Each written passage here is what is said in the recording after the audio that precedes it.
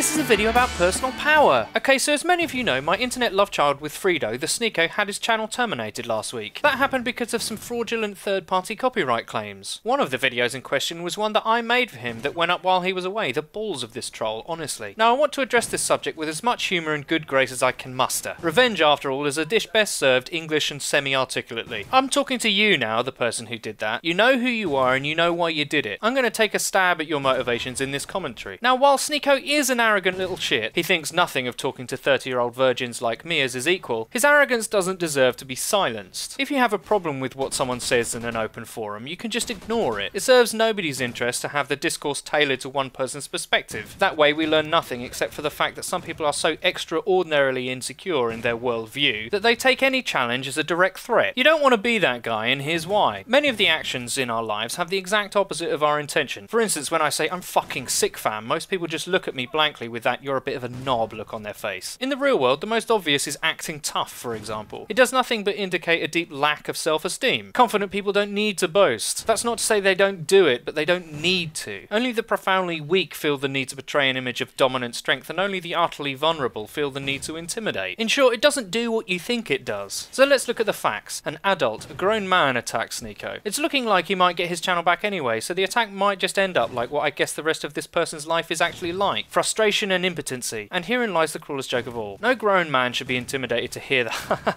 reason of a young mind assert itself. Even if they do come out with something insightful, they lack the experience to truly appreciate their own insight. That's not patronising. Well, actually, I lie. It's really fucking patronising, but it's the truth. How can you be a grown man and pick out a kid as a target? Then I remember the context. This took place on the internet and with little accountability. I'd wager someone who feels the need to assert their power online doesn't have much actual power or agency in their own life. The guy probably works a shitty job that he fucking hates, dealing with shitty people that he also fucking hates. I almost don't blame him. But the sad fact is, whoever you are, you need to understand that doing what you did doesn't make you look like a badass. I'm older, I see through it, and I see the human sadness behind such actions. I pity you, but you're still a prick. Don't be that guy, he never gets any pussy. Later, fegs!